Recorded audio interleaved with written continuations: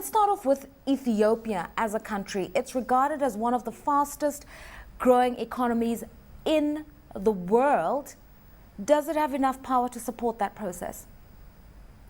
Yes, at the moment Ethiopia is developing quite a lot of power plants, and all these power plants, apart from just feeding their own national needs, is going to impact a lot into the regional power pool, because they'll be feeding most of the renewable power, green power, into the power pool, and together with that we will be able to get a good energy mix based on what comes from Ethiopia and what is able to come from other neighboring countries. There are concerns, though, that Ethiopia itself, with a population of over 70 million people and population growth rate at about 3% per annum, has immediate needs which it cannot satisfy. There's the question of what the per capita income of the average Ethiopian is and what the cost of electricity is, and those two things are a disconnect. What's Ethiopia's power policy? Ethiopia, at the moment, the cost of power in Ethiopia is pretty competitive comparing with the other countries around the region. But the good thing is that there's a total commitment to developing the vast hydro resources that they have. And this, of course, will impact quite a lot on the economic growth, because most of these countries cannot grow without adequate power. And when they can reach a level where they have adequate, reliable, and affordable power, then they'll be able to impact a lot on the economic growth, not only of Ethiopia, but of the region as a whole. We're told that in general, power demand in Africa up until about year 2030 is going to be at a rate of about 150,000 megawatts for the continent. Ethiopia's role in this, you mentioned the extensive hydropower capacity that exists. Ethiopia has a potential of 45,000 megawatts right now. In the next 5 years, is committed to developing an extra 8,000 megawatts. And this, together with what is being developed in the region, like geothermal in Kenya and other potential, like from Tanzania, you are likely to get quite a lot of hydro also.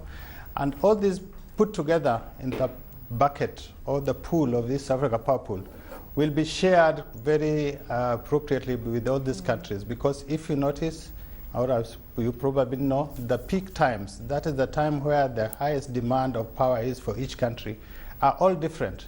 So you'll always be able to share the power, the excess power you have in all these countries in the Eastern African region, starting all the way from Sudan, all the way back down to Tanzania. Talking about sharing resources within East Africa, let's talk about proposed projects such as the building of a hydropower dam that would produce about 15,000 megawatts over the next 10 years. How far advanced are some of these plans? Well, the plans we can positively talk about are those that we have captured within the regional master plan, that is East African Power Pool Regional Master Plan. And this is not only on hydro, it looks at all the potential resources, which even includes the wind potential, like 300 megawatts coming from Kenya, another 3,000 geothermal also from Kenya, and also hydros coming even from Kivu, the gas, methane gas from Lake Kivu in Rwanda. We are all considering all this together to feed in the regional master plan. So we are not only looking at power from one country, but we recognize that Ethiopia has the highest hydro of about 45,000 megawatts. Well, you know, this hydro dam I'm talking about, it's reportedly going to cost something like $12 billion to be dispersed over the next 25 years. This raises then the question of investment opportunities and whether or not we're seeing any interest. There is a lot of interest. What East Africa Power Pool is doing is to provide the environment for investment. We are coming up with the necessary frameworks, the policy framework, the regulatory framework, the legal framework, all these framework, institution framework. We are coming up with these frameworks, and these frameworks facilitate investment in the region, because the major challenge has been the level of taking of this power. And because there's not been a proper level of off-taking of the power, the cost of doing small projects, when you sum them up to the required power, is very expensive. So we are looking at the economy of scale that can come out with a regional approach to developing power and putting the interconnection lines between the countries. And if the investor knows for sure that there's going to be a big market, a regional market, then the risks of the off-taker, that kind of risk disappear. And also the country risk, the perceived country risks, all these disappear when you look at the issue of a regional approach, because we are not looking at only at one country, we are looking at a region. And with the developing of bigger markets, like the COMESA market, it gives them new opportunity. And we're connecting with also with South African Power Pool in the near future, I think by 2015, 2016. That also gives a big advantage to any investor who would like to invest and to ensure that there'll be off-taking of his power as he generates it. I mean, earlier on you also referred to the fact that you're not just looking at hydro sources of electricity, you're not just looking at Ethiopia, but you also mentioned, avenues in the renewable energy space. You mentioned wind in particular.